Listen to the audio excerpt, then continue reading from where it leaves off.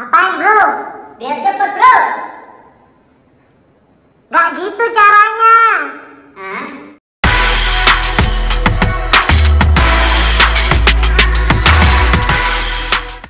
Hello guys, welcome back to my YouTube channel. So hari ini kita akan coba bahas tentang bagaimana cara meningkatkan kecepatan pukulan. Nanti saya akan dibantu oleh partner saya yaitu Coach Reza. Halo. Ini Instagramnya Coach Reza, ya. Halo ya. Oke, mantap. Oke, hari ini saya akan sharing tentang pengetahuan saya bagaimana cara meningkatkan pukulan, terutama pada atlet bela diri ya, yaitu bisa atlet boxing, bisa atlet sansu dari wushu, bisa atlet karate. Intinya yang berhubungan dengan bagaimana cara meningkatkan kecepatan pukulan. Namun sebelum kita membahas tentang bagaimana cara mendesain sebuah program latihan untuk meningkatkan kecepatan pukulan, kalian harus mengerti dahulu tentang komponen biomotorik itu apa. Komponen biomotorik adalah kemampuan gerak manusia. Dengan setiap individu itu berbeda-beda karena dipengaruhi oleh sistem organ yang ada di dalam tubuh kita, seperti sistem kardiorespirasi, sistem kardiovaskular, sistem otot, sistem gerak sendi, dan masih banyak lainnya. Saya kasih contoh seperti ini. Orang yang melakukan latihan beban, kita ambil contoh dua orang, yaitu orang A dan orang B. Yang orang A melakukan latihan beban tipe A dengan mengangkat beban 100 kg. Yang tipe B belum tentu bisa mengangkat beban dengan latihan tipe A 100 kg juga. Kenapa seperti itu? Karena komponen biomotorik terutama pada sistem ototnya berbeda antara orang A dan orang B. Jadi simple contohnya seperti itu. Tentunya komponen biomotorik itu ada banyak, tapi yang akan saya jelaskan di sini adalah 10 komponen biomotorik dasar yang bisa kita lakukan untuk melatih atlet dan juga melatih untuk kebugaran. Yaitu yang pertama kekuatan atau kita sebut dengan strength. Yang kedua itu daya tahan atau yang kita sebut dengan endurance. Yang ketiga itu kecepatan atau yang kita sebut dengan speed. Keempat itu koordinasi, yang kelima itu fleksibilitas, yang keenam itu ketepatan atau akurasi, yang ketujuh itu reaksi, yang kedelapan itu keseimbangan atau balance, yang kesembilan itu daya ledak atau kita sebut biasanya dengan power, dan yang terakhir yang ke-10 adalah kelincahan.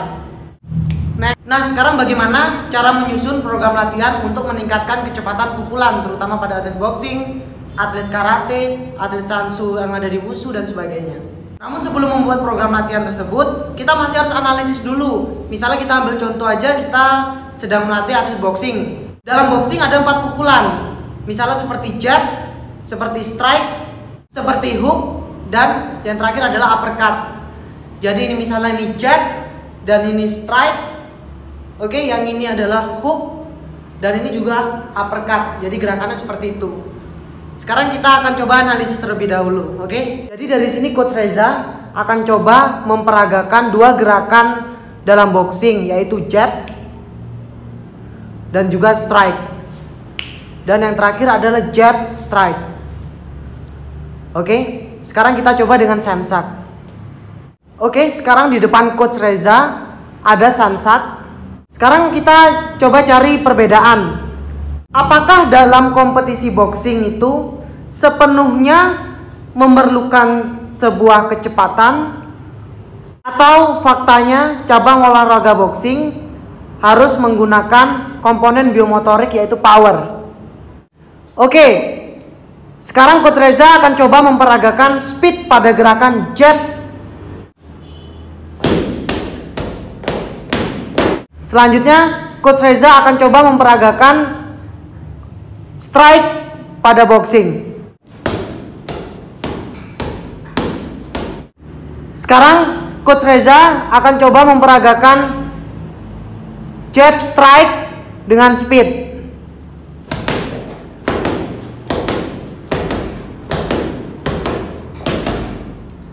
Selanjutnya Coach Reza akan coba memperagakan gerakan jab boxing dengan power.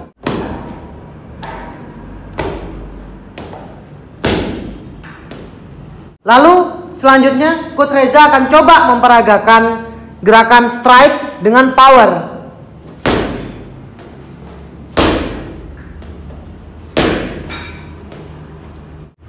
Dan yang terakhir Coach Reza akan coba memperagakan gerakan kombinasi jab dan strike dengan power.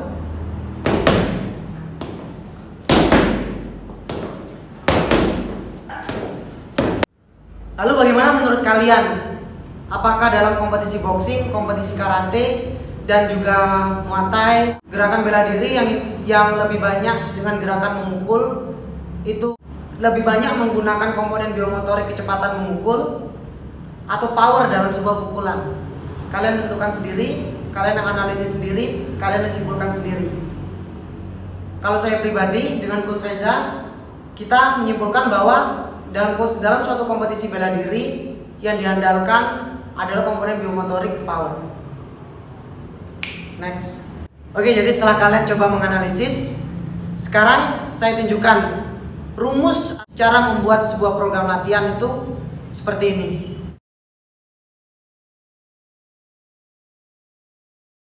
Oke, ketika kalian sudah melihat ini adalah rumus membuat program latihan dari buku Bongpa, kalian sekarang lihat dan fokus pada strength atau kekuatan, endurance atau daya tahan, dan terakhir speed atau kecepatan. Apa yang kalian lihat di sana? Hasil akhirnya adalah ada di komponen biomotorik power kan? Maka harusnya yang kalian lakukan adalah fokus pada program latihan dengan 3 konsep ini. Konsep program latihan kekuatan, konsep program latihan endurance, dan konsep program latihan kecepatan. Tentunya ini menurut opini saya. Silakan jika ada tambahan bisa kalian komen di bawah apa menurut kalian. Oke, sekarang kita akan bahas bagaimana cara menyusun program latihan untuk meningkatkan kekuatan pada atlet. Satu-satunya cara bagaimana cara menyusun program latihan agar kekuatan atlet, terutama kekuatan otot pada atlet itu meningkat. Satu-satunya cara dan paling efektif adalah dengan melakukan pelatihan beban, terutama beban eksternal. Kalian bisa cari dari barbel, dumbbell, atau sejenisnya, dimana itu bisa membuat pembebanan eksternal kepada atlet. Cara yang paling mudah meningkatkan kekuatan pukulan kepada atlet adalah karena dalam gerakan pukulan itu menggunakan kekuatan otot lengan, otomatis yang harus kita latih adalah kekuatan otot lengan. Jadi gerakan bench press dan incline bench press itu sangat berpengaruh sekali untuk meningkatkan kekuatan otot lengan. Program latihan bench press dan incline bench press yang pertama harus kita lakukan untuk membuat program latihan kekuatan untuk atlet adalah dengan melakukan pengambilan beban maksimal terlebih dahulu. Total berat barbel kosongan yang dipegang oleh Coach Reza adalah 20 kilo. Cara mengambil data untuk mendapatkan data beban maksimal untuk masing-masing atlet adalah dengan cara turun, naik, dan ketika turun lagi, naik, maka itu nggak sanggup. Itu namanya beban maksimal. Oke, sekarang kita coba mulai. Jadi artinya untuk mendapatkan beban maksimal, seorang atlet harus diberikan beban tambahan di mana dia hanya bisa mengangkat 1 repetisi. Sekarang kita coba kepada Coach Reza, kita tambahkan dari barbel kosongan 20 kilo, kita tambahkan plate dengan satu sisinya itu 5 kilo. Jadi total beratnya sekarang adalah 30 kilo. Angkat.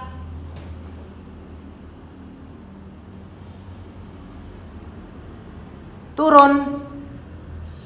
Naik. Turun. Naik. Turun. Naik. Oke, stop. Kembalikan. Alasan saya menginstruksikan kenapa Coach Reza harus berhenti, karena dia sudah berhasil mengangkat lebih dari 1 repetisi. Maka tugas kita sebagai pelatih adalah menambahkan lagi bebannya agar Coach Reza atau atlet tersebut hanya dapat mengangkat 1 repetisi. Maka itu kita sebut sebagai beban maksimal. Oke, selanjutnya barbel kosongan tadi ditambahkan 5 kilo 5 kilo.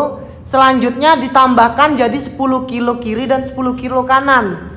Jadi total beban yang diangkat oleh Coach Reza atau oleh atlet kalian sekarang menjadi 20 kilo barbel kosongan ditambah 15 kilo plate sebelah kanan dan 15 kilo plate sebelah kiri dengan total 50 kilo. Oke, sekarang kita coba. Angkat, turun, naik, 1, turun, naik. Oke, bantu. Oke, berarti Coach Reza mendapatkan beban maksimal di angka 50 kg. Lalu setelah kalian mendapatkan data dengan beban maksimal setiap atlet, kalian wajib membuat tabel di mana tabel tersebut di submenu tabelnya kalian isikan dengan persentase 30%, ke samping kanan 35%, 40%, 45% dengan kelipatan 5% sampai menjadi 100%. Artinya seperti apa? Misal seperti ini. Sekarang Coach Reza mengangkat beban maksimalnya adalah 50 kg. Sekarang kita uji coba 50 kg dikali 30%. 35 kg. Selanjutnya kita akan coba 35 kg. Dan dalam 35 kg tersebut Coach Reza harus bisa melakukan 8 sampai 10 repetisi. Alasan kenapa Coach Reza atau atlet kalian harus melakukan 8 sampai 10 repetisi karena dalam repetisi 8 sampai 10 adalah untuk meningkatkan kekuatan, baik itu atlet ataupun untuk meningkatkan kebugaran dengan cara meningkatkan kekuatan itu tadi. Sekarang masuk ke dalam program latihan kekuatan. Sekarang yang ada di hadapan Coach Reza adalah 35 kg. Dan Coach Reza akan coba mengangkat 8 sampai 10 repetisi. Ketika 8 sampai 10 repetisi itu terangkat, maka program latihan kalian untuk meningkatkan kekuatan itu sudah berhasil. Angkat.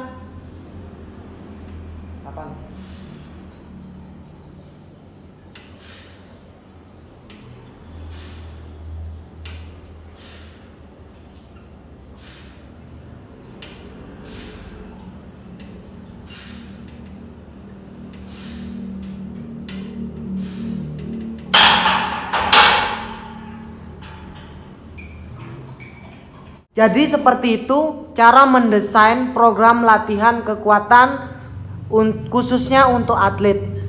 Begitupun dengan incline bench press, juga hampir sama dengan gerakan bench press.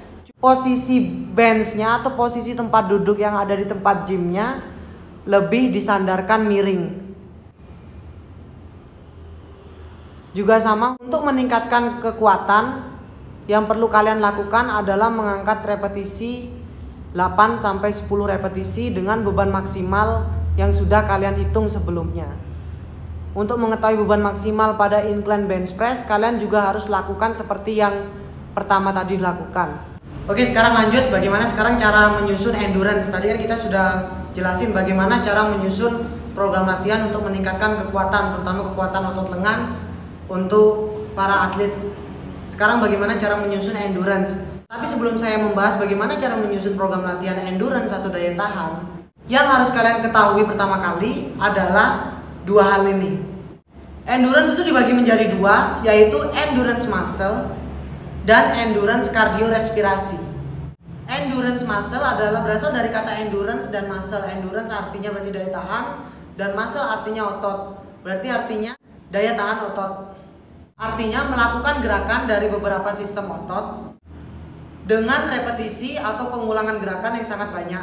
Selanjutnya yang kedua, daya tahan respirasi atau pernafasan.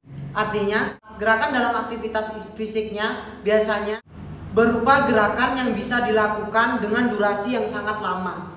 Tentunya yang dipengaruhi dengan sistem pernafasan. Tentunya untuk menyusun program latihan endurance tetap harus dibagi menjadi dua hal itu tadi.